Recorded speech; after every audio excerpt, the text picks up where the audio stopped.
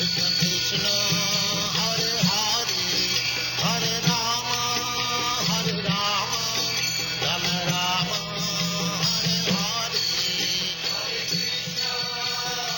now, Chapter 20, Description of Autumn. The killing of Pralambasura and the devouring of the devastating forest fire by Krishna and Balaram became household topics in Vrindavan. The cowherd men described these wonderful activities to their wives and to everyone else, and all were struck with wonder. They concluded that Krishna and Balaram were demigods who had kindly come to Vrindavan to become their children. In this way, the rainy season ensued. In India, after the scorching heat of the summer, the rainy season is very welcome. The clouds accumulating in the sky, covering the sun and the moon, become very pleasing to the people, and they expect rainfall at every moment. After summer, the advent of the rainy season is considered to be a life-giving source for everyone. The thunder and occasional lightning are also pleasurable to the people.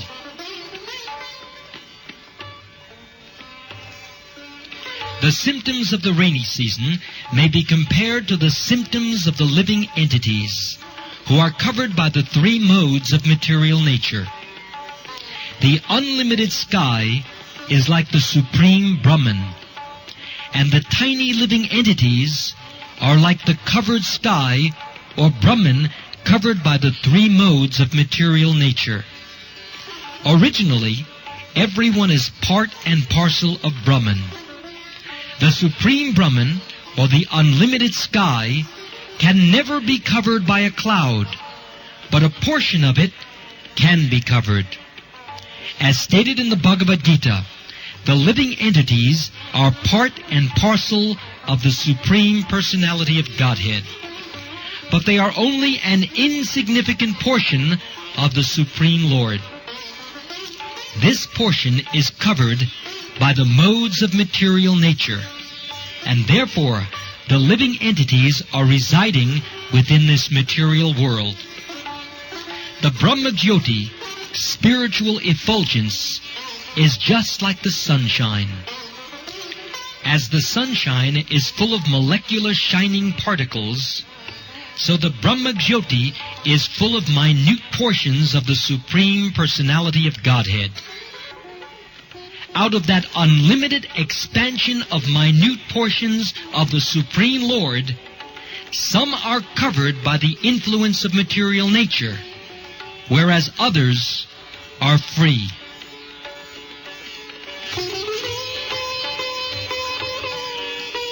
Clouds are accumulated water, drawn from the land by the sunshine. Continually for 8 months, the sun evaporates all kinds of water from the surface of the globe, and thus this water is accumulated in the shape of clouds, which are distributed as water when there is need. Similarly, a government exacts various taxes from the citizens, which the citizens are able to pay by their different material activities, agriculture, trade, and industry. Thus, the government can also exact taxes in the form of income tax and sales tax. This is compared to the sun's drawing water from the earth. When there is again need of water on the surface of the globe, the same sunshine converts the water into clouds and distributes it all over the globe. Similarly, the taxes collected by the government must be distributed to the people again as educational work, public work, sanitary work, etc. This is very essential for a good government. The government should not simply exact tax for useless squandering. The tax collection should be utilized for the public welfare of the state.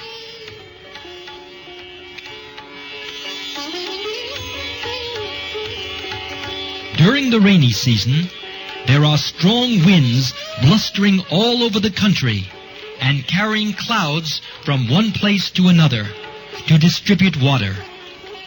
When water is urgently needed after the summer season, the clouds are just like a rich man who, in times of need, distributes his money, even by exhausting his whole treasury.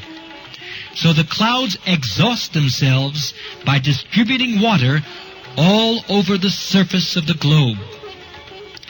When Maharaj Dasarath, the father of Lord Ramchandra, used to fight with his enemies, it was said that he approached them just like a farmer uprooting unnecessary plants and trees. And when there was need of giving charity, he used to distribute money exactly as a cloud distributes rain. The distribution of rain by clouds is so sumptuous that it is compared to the distribution of wealth by a great, munificent person. The clouds' downpour is so sufficient that the rains even fall on rocks and hills and on the oceans and seas where there is no need for water. It is like a charitable person who opens his treasury for distribution and who does not discriminate whether the charity is needed or not.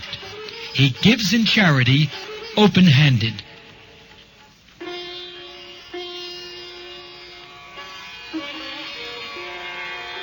Before the rainfall, the whole surface of the globe becomes almost depleted of all kinds of energies and appears very lean. After the rainfall, the whole surface of the earth becomes green with vegetation and appears to be very healthy and strong. Here a comparison is made to the person undergoing austerities for fulfillment of a material desire. The flourishing condition of the earth after a rainy season is compared to the fulfillment of material desires. Sometimes, when a country is subjugated by an undesirable government, persons and parties undergo severe penances and austerities to get control of the government. And when they attain control, they flourish by giving themselves generous salaries. This also is like the flourishing of the earth in the rainy season. Actually, one should undergo severe austerities and penances only to achieve spiritual happiness. In the Srimad Bhagavatam, it is recommended that tapasya, or penance, should be accepted for realizing the Supreme Lord. By accepting austerity in devotional service, one regains his spiritual life. And as soon as one regains his spiritual life, he enjoys unlimited spiritual bliss. But if someone undertakes austerities and penances for some material gain, it is stated in the Bhagavad Gita that the results are temporary and that they are desired by persons of less intelligence.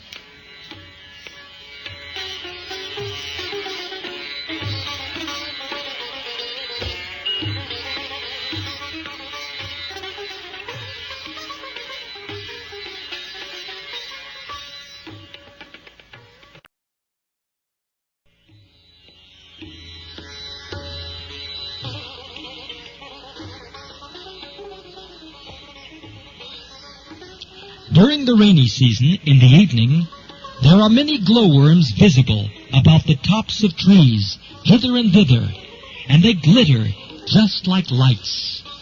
But the luminaries of the sky, the stars and the moon, are not visible.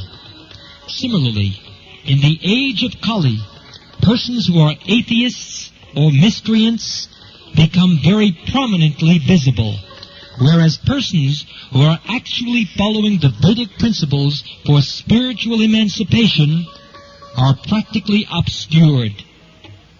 This age, Kali Yuga, is compared to the cloudy season of the living entities.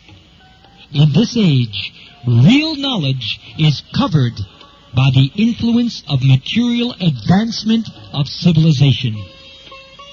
The cheap mental speculators atheists, and manufacturers of so-called religious principles become prominent like the glowworms, whereas persons strictly following the Vedic principles or scriptural injunctions become covered by the clouds of this age.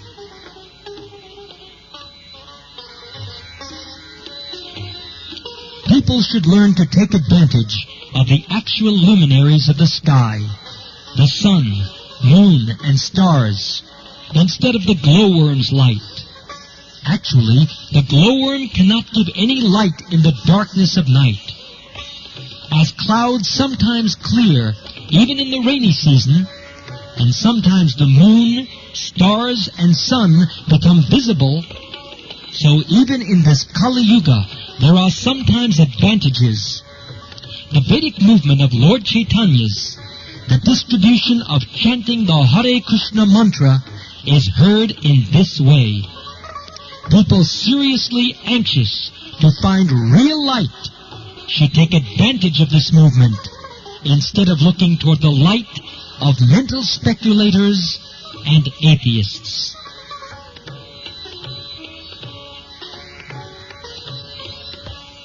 After the first rainfall, when there is a thundering sound in the clouds, all the frogs begin to croak, like students suddenly engaged in reading their studies. Students are generally supposed to rise early in the morning. They do not usually arise of their own accord, however, but only when there is a bell sounded in the temple or in the cultural institution. By the order of the spiritual master, they immediately rise, and after finishing their morning duties, they sit down to study the Vedas or chant Vedic mantras. Everyone is sleeping in the darkness of Kali Yuga, but when there is a great Acharya, by his calling only, everyone takes to the study of the Vedas to acquire actual knowledge.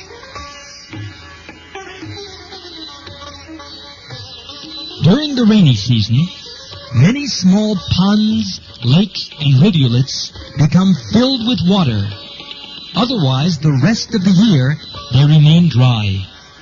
Similarly, materialistic persons are dry, but sometimes, when they are in a so-called opulent position, with a home or children, or a little bank balance, they appear to be flourishing. But immediately afterwards, they become dry again, like the small rivulets and ponds.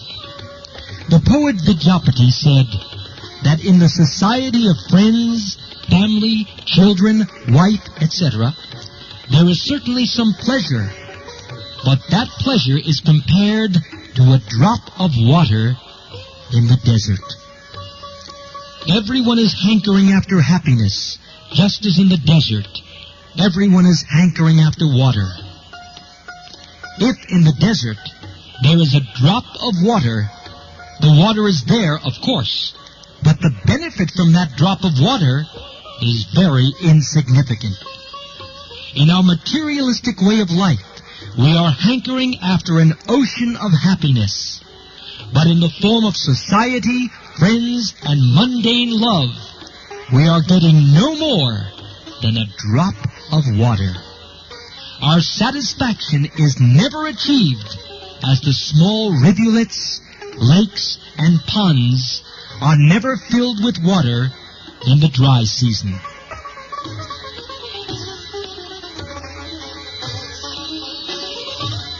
Due to rainfall, the grass, trees, and vegetation look very green. Sometimes the grass is covered by a certain kind of red insect, and when the green and red combine with umbrella-like mushrooms, the entire scene changes, just like a person who has suddenly become rich. The farmer then becomes very happy to see his field full of grains. But the capitalists, who are always unaware of the activities of a supernatural power, become unhappy because they are afraid of a competitive price. In some places, certain capitalists in government restrict the farmer from producing too much grain, not knowing the actual fact that all food grains are supplied by the Supreme Personality of Godhead. According to the Vedic injunction, Eko Bahunam Yo Vidadati Kaman, the Supreme Personality of Godhead maintains this creation. Therefore, he arranges for a supply of whatever is required for all living entities. When there is a population increase, it is the business of the Supreme Lord to feed the people. But atheists or miscreants do not like abundant production of food grains, especially if their business might be hampered.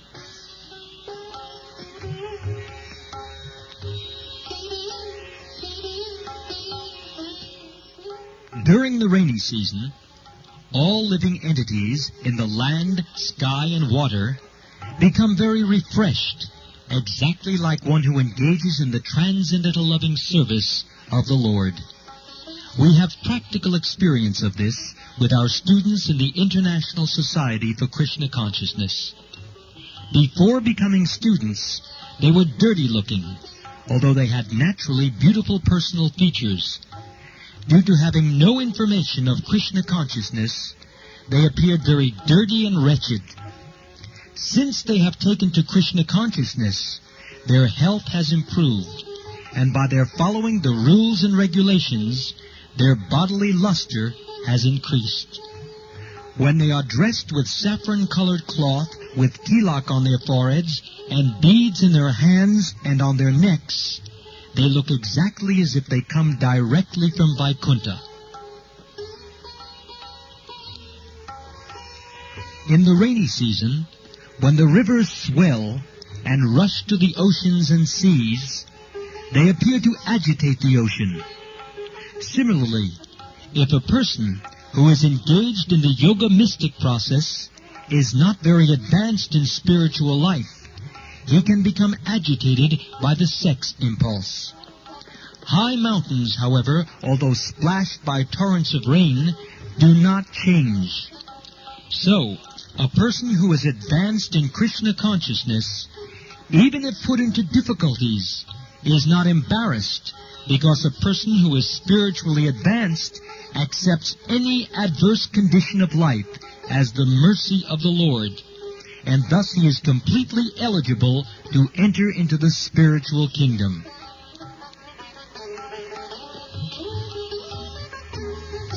In the rainy season, some of the roads are not frequently used, and they become covered with long grasses.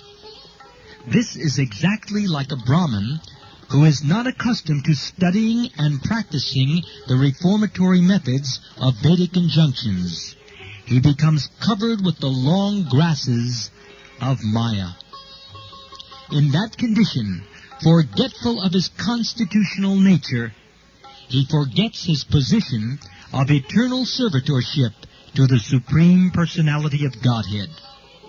By being deviated by the seasonal overgrowth of long grasses created by Maya, a person identifies himself with Mayic production and succumbs to illusion, forgetting his spiritual life.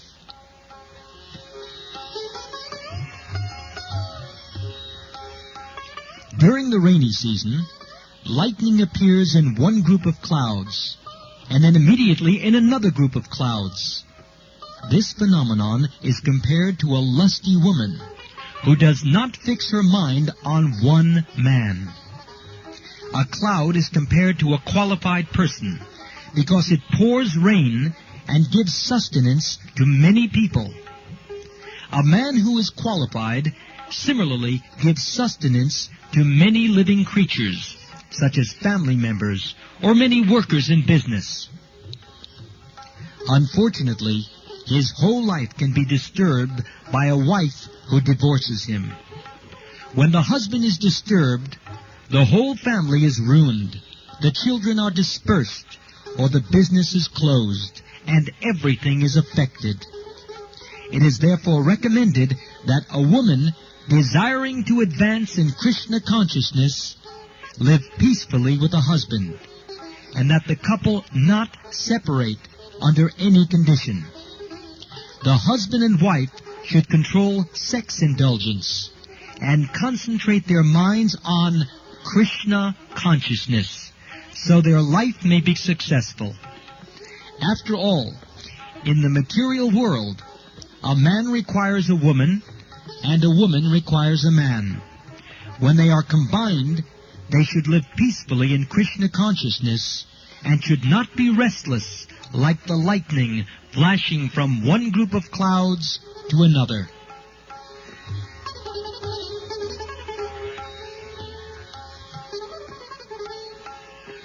Sometimes, in addition to the roaring thunder of the clouds, there is an appearance of a rainbow, which stands as a bow without a string. Actually, a bow is in the curved position, being tied at its two ends by the bowstring. But in the rainbow, there is no such string, and yet it rests in the sky so beautifully. Similarly, when the Supreme Personality of Godhead descends to this material world, He appears just like an ordinary human being, but He is not resting on any material condition. In the Bhagavad Gita, the Lord says that He appears by His internal potency, which is free from the bondage of the external potency. What is bondage for the ordinary creature is freedom for the personality of Godhead.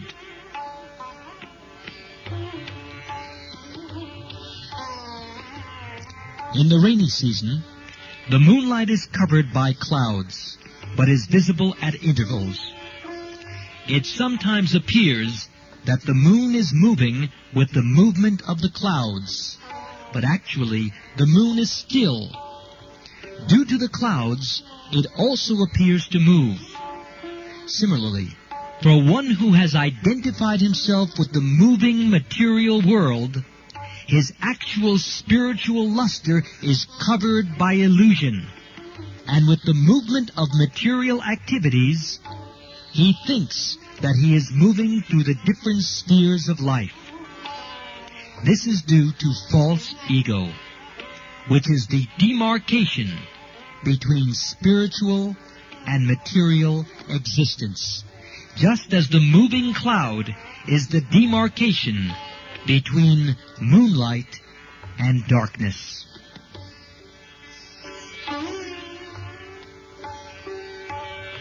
In the rainy season, when the clouds appear for the first time, after seeing their appearance, the peacocks begin to dance with joy. This can be compared to persons who are very harassed in the materialistic way of life. If they can find the association of a person engaged in the loving devotional service of the Lord, they become enlightened and dance just like peacocks.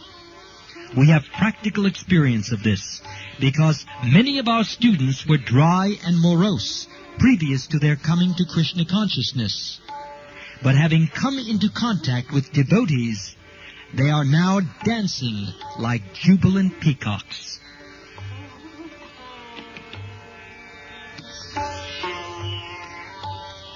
Plants and creepers grow by drinking water from the ground. Similarly, a person practicing austerities becomes dry, but after the austere performances are completed and he gets the result, he begins to enjoy life in sense gratification with family, society, love, home, and other paraphernalia. Sometimes it is seen that cranes and ducks meander continually on the banks of the lakes and rivers, although the banks are filled with muddy garbage and thorny creepers. Similarly, persons who are householders without Krsna consciousness are constantly tarrying in material life in spite of all kinds of inconveniences. In family life, or any life, one cannot be perfectly happy without being Krsna conscious. Srila Narottam Das Thakur prays that he will have the association of a person either a householder or a man in the renounced order of life, who is engaged in the transcendental loving service of the Lord, and is always crying the holy name of Lord Chaitanya. For the materialistic person, worldly affairs become too aggressive, whereas to a person who is in Krishna consciousness, everything appears to be happily situated.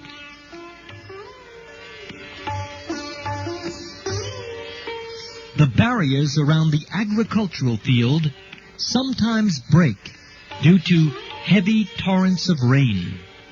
Similarly, the unauthorized atheistic propaganda in the age of Kali breaks the boundary of the Vedic injunctions.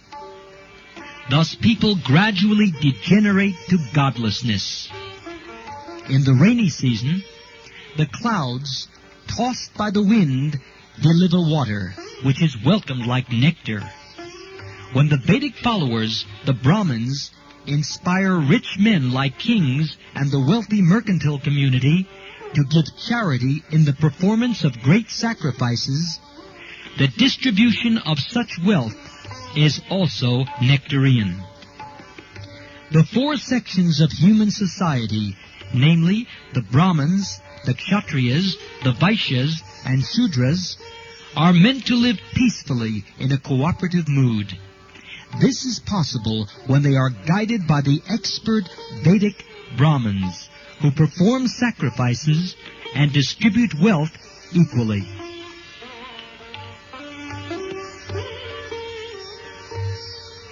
Vrindavan forest improved from the rains and was replete with ripened dates, mangoes, blackberries, and other fruits.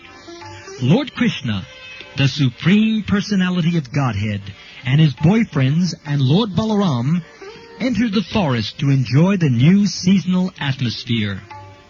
The cows, being fed by new grasses, became very healthy, and their milk bags were all very full. When Lord Krishna called them by name, they immediately came to him out of affection, and in their joyful condition, the milk flowed from their bags. Lord Krishna was very pleased when passing through the Vrindavan forest by the site of Govardhan Hill. On the bank of the Yamuna, he saw all the trees decorated with beehives pouring honey.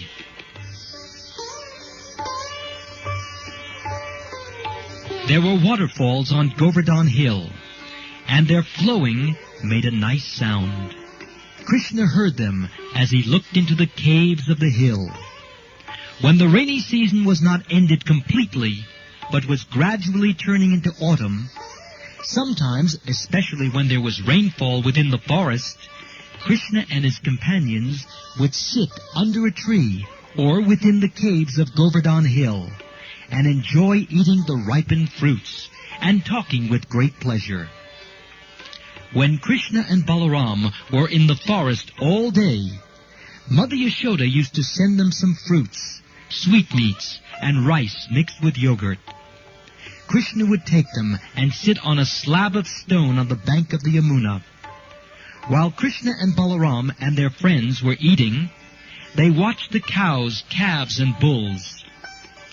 The cows appeared to be tired from standing with their heavy milk bags. By sitting and chewing grass, they became happy, and Krishna was pleased to see them. He was proud to see the beauty of the forest, which was nothing but the manifestation of his own energy.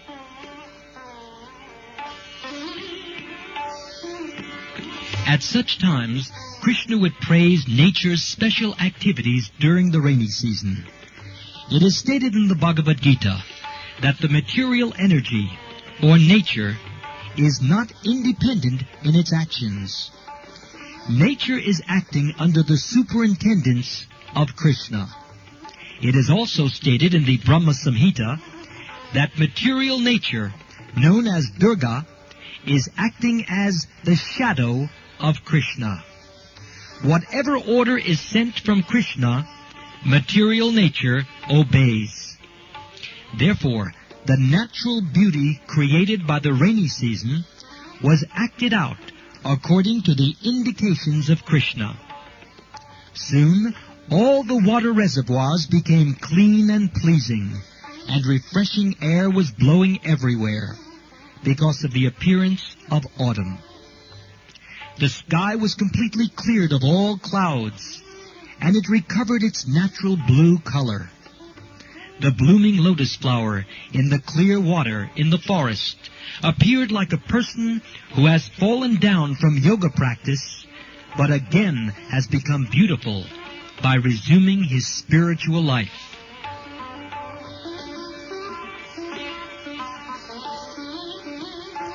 Everything becomes naturally beautiful with the appearance of the autumn season. Similarly, when a materialistic person takes to Krishna consciousness and spiritual life, he also becomes as clear as the sky and water in autumn. The autumn season takes away the rolling of dark clouds in the sky, as well as the polluted water. Filthy conditions on the ground also become cleansed.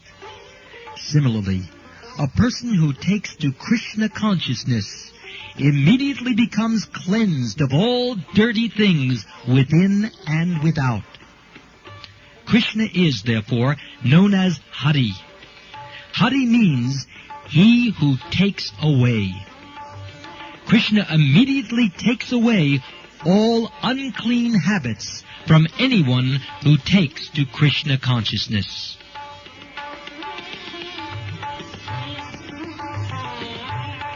The clouds of autumn are white, for they do not carry any water. Similarly, a retired man, being freed from all responsibility of family affairs, namely maintaining the home, wife, and children, and taking completely to Krishna consciousness, becomes freed from all anxieties and looks as white as clouds in autumn. Sometimes in autumn, the falls come down from the top of the hill to supply clean water, and sometimes they stop. Similarly, sometimes great saintly persons distribute clear knowledge, and sometimes they are silent. The small ponds, which were filled with water because of the rainy season, gradually dry up in autumn. As for the tiny aquatics living in the reservoirs, they cannot understand that their numbers are diminishing day by day, as the materially engrossed persons cannot understand that their duration of life is being reduced day by day. Such persons are engaged in maintaining cows, property, children, wife, society, and friendship.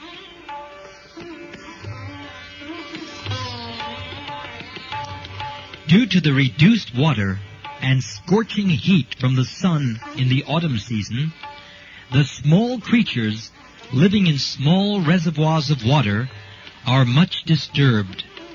They are exactly like uncontrolled persons who are always unhappy from being unable to enjoy life or maintain their family members. The muddy earth gradually dries up, and newly grown fresh vegetables begin to wither. Similarly, for one who has taken to Krishna consciousness, desire for family enjoyment gradually dries up.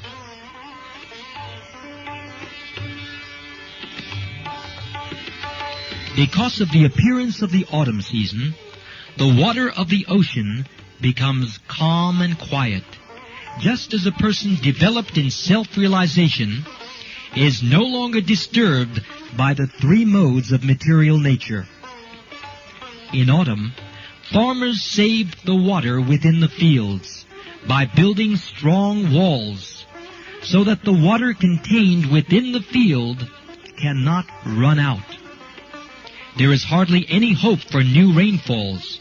Therefore, they want to save whatever is in the field. Similarly, a person who is actually advanced in self-realization protects his energy by controlling the senses. it is advised that after the age of 50, one should retire from family life and should conserve the energy of the body for utilization in the advancement of Krishna consciousness. Unless one is able to control the senses and engage them in the transcendental loving service of Mukunda, there is no possibility of salvation.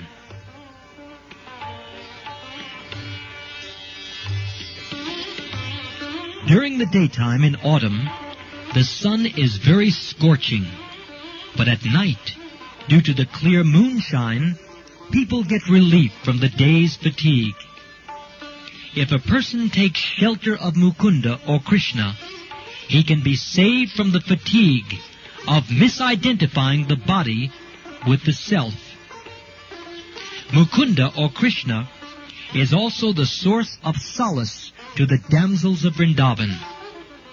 The damsels of Vrajabhumi are always suffering because of separation from Krishna. When they meet Krishna during the moonlit autumn night, their fatigue of separation is also satiated. When the sky is clear of all clouds, the stars at night shine very beautifully.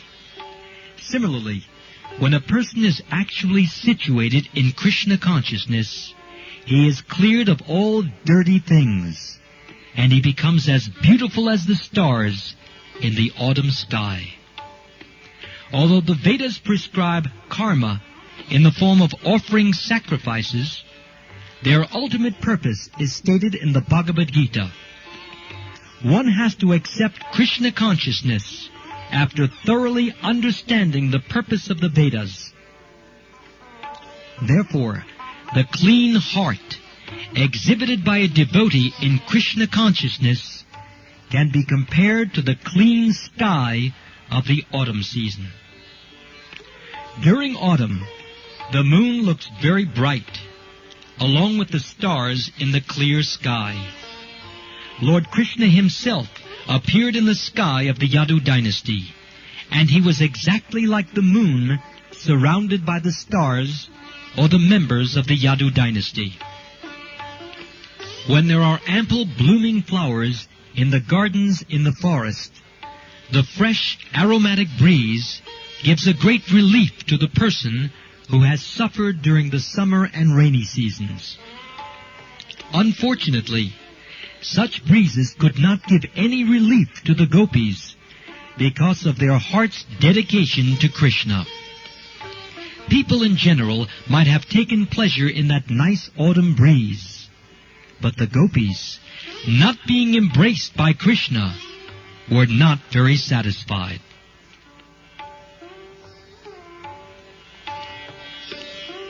On arrival of the autumn season, all the cows, deer, birds, and females in general become pregnant, because in that season, generally all the husbands become impelled by sex desire.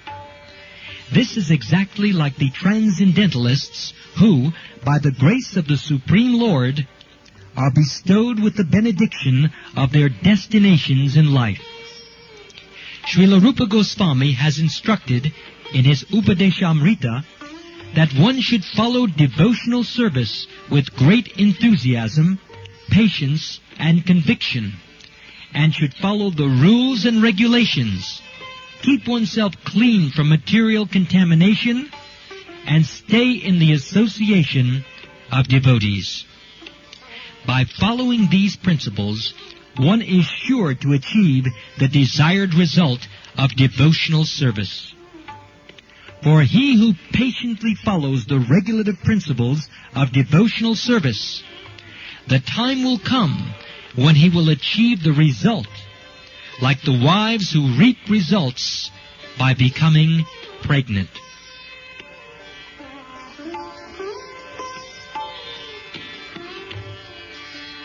During the autumn, the lotus flowers in the lakes grow in large numbers because of the absence of lilies. Both the lilies and the lotus flowers grow by sunshine, but during the autumn season, the scorching sunshine helps only the lotus. This example is given in the case of a country where the king or the government is strong. The rise of unwanted elements, like thieves and robbers, cannot prosper. When the citizens become confident that they will not be attacked by robbers, they develop very satisfactorily. A strong government is compared to the scorching sunshine in the autumn season. The lilies are compared to unwanted persons, like robbers, and the lotus flowers are compared to the satisfied citizens of the government.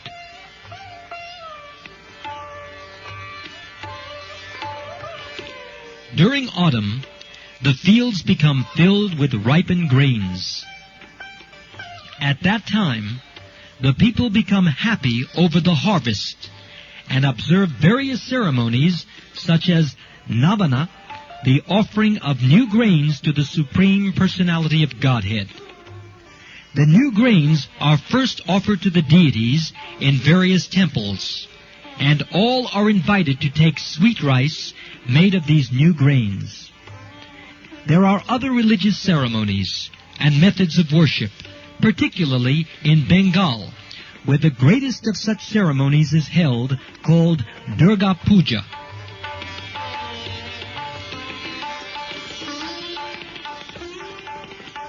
In Vrindavan, the autumn season was very beautiful then, because of the presence of the Supreme Personality of Godhead, Krsna and Balaram.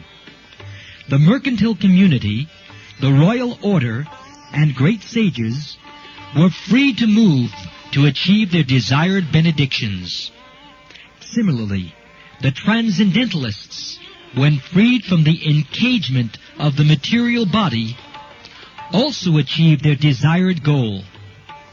During the rainy season, the mercantile community cannot move from one place to another, and so do not get their desired profit.